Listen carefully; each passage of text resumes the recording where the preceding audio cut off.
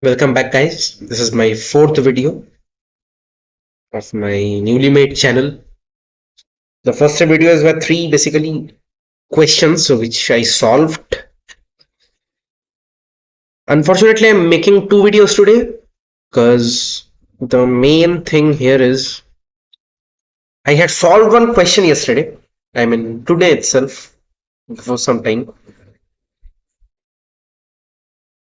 which covered the concept of maximum minima. But I had to tell it in short because I did not want this to be the main focus of the problem.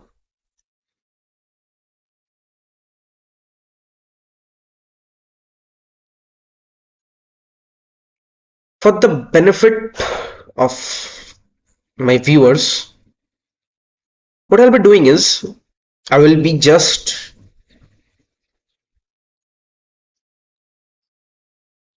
making you guys understand the concept behind the maxima minima. I thought this should be a different video because this deserves a very big amount of time, but I will try to discuss it in very short today. Okay, from the problem solving basis. So yeah, very important and very helpful for class 11 and 12. Do look at it. A very important problem solver. A maxima and a minima.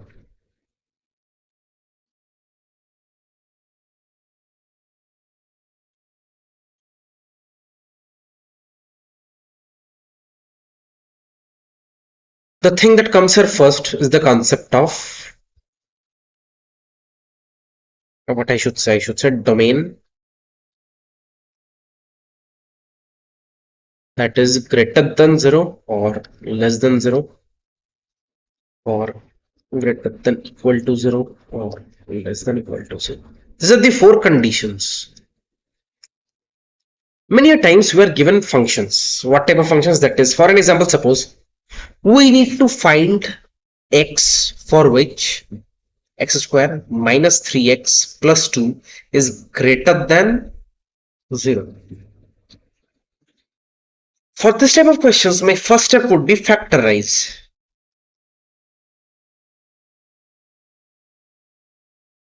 X square minus 3x plus 2 can be factorized as your x minus 1 into x minus 2, which is greater than 0. Then what we'll be doing, we'll be making a number line. This is my very big number line. And we'll be putting the roots of x, that is the values for which x is basically 0 for this function. Here I am getting x to be 0. For x equals to 1, the function becomes 0, and for x equals to 2, the function becomes 0. This is my step 1. Step 2 is basically going to the right hand side of the number system. Just write plus here. We skip one value, write minus. Again skip one value, write plus. If there would be more values, skip this, write minus. So from the right side, it is basically alternating plus minus, plus minus, plus minus. If you want, you can draw it to be like this. This is my wavy curve method. What is it? Wavy curve. So now if someone tells you, tell me the value of x's for which this function is greater than 0, what do we write? X is an element of, we need x greater than 0, that is x must be positive. So we can see here in this number line that at the extreme left hand side, we have our minus infinity, then comes 1, then comes 2, then comes plus infinity. So x takes some values from minus infinity to 1 union to infinity brackets open. So circular brackets means open, that is it doesn't take that included value, and closed brackets, that is a square bracket, is basically it takes that value. That is, here if we had put x like at 1 or 2, if we had put a square value, I mean square bracket, it would have taken the value to be 0. But we do not want that. We only want x to be, this function to be greater than 0. So this is my domain for which this function is greater than 0. Now, concept of maxima minima. Concept of maximum steps. I'm changing the color.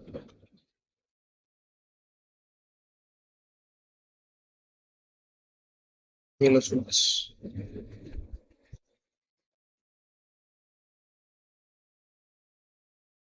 Step 1. Write f of x. It can be any degree polynomial or a constant, anything.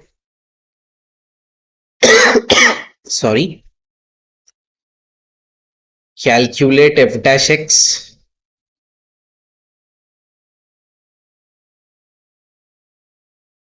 Make f dash x to be 0.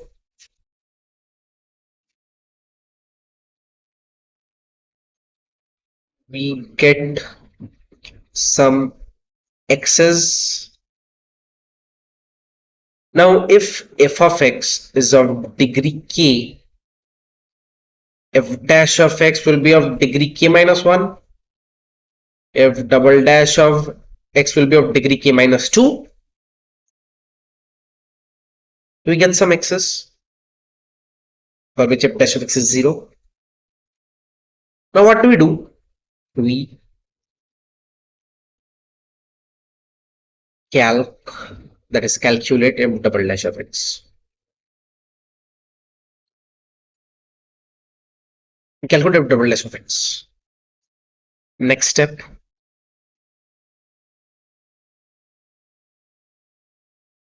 Put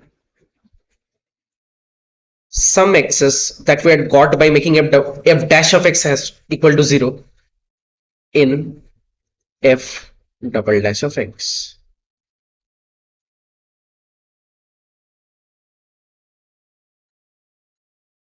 We'll be getting some f double dash of x.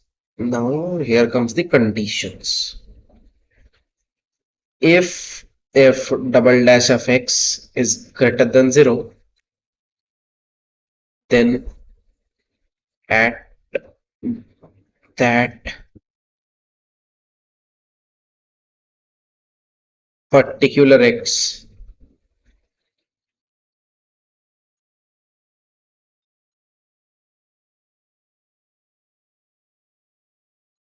minima occurs.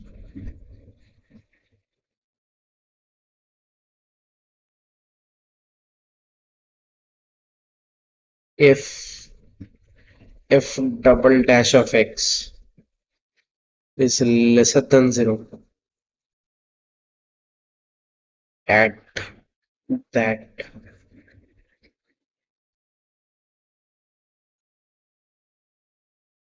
particular x,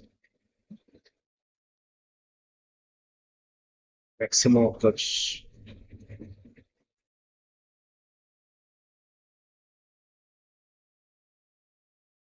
Step 6, check requirement. What is asked in the question?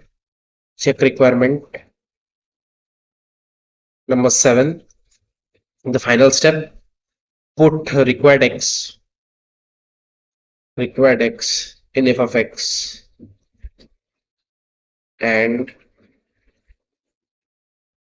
find out the max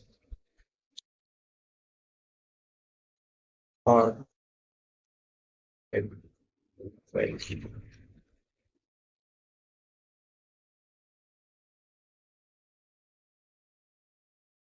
So first we'll be writing my f of x, then we'll be calculating f dash of x. We'll be making f dash of x is equal to 0. We get some x.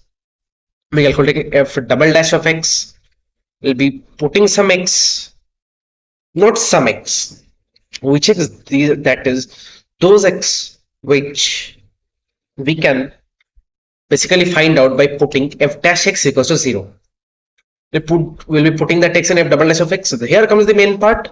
If by putting that x in f double dash of x, it comes to be greater than 0, at that particular x, the minimum of the function occurs. And if at that x, f double dash of x is less than 0, that is, it is negative, then at that particular x, the maxima occurs. In step 6 is we'll be checking the requirement of the question, what is being asked, either we need maxima or the minima. Number 7 is put the required x in f of x and find out the maxima or minima value. As shown in the previous question, I have done this very step up here. This is today's question, by the way. Is it differentiate the polynomial, make it equal to 0 and find the unknown. We are getting at two values, but since it is a trigonometrical function, I can probably show this to be an example. How? I calculated this. We are getting two values of t. Yeah. I calculated this based on the fact that it is a trigonometrical question, and hence we can find out the t by using the domain. But there is one, if it was not a trigonometrical function, what do we do? We have our f dash x here, that is your f dash of t, 1 minus 2 by t minus 1 whole square. What we will be doing? We will be double differentiating this and then putting the two values of t which I had got here. Follow the same process, that is less than 0 then maxima, greater than 0 then minima. From here, do give it a check, and if you can't, I will probably show it in my next video. This technique, do give it a check that at your minus root 2 plus 1, my value, that is the minima, comes. By the way, here one thing I was just seeing up. My answer was needed it to be mod of f of t. Basically, that is a mod of minus 2 root 2 plus 1. So what I will be doing, I will just be taking the negative of it, that is your 2 root 2 minus 1.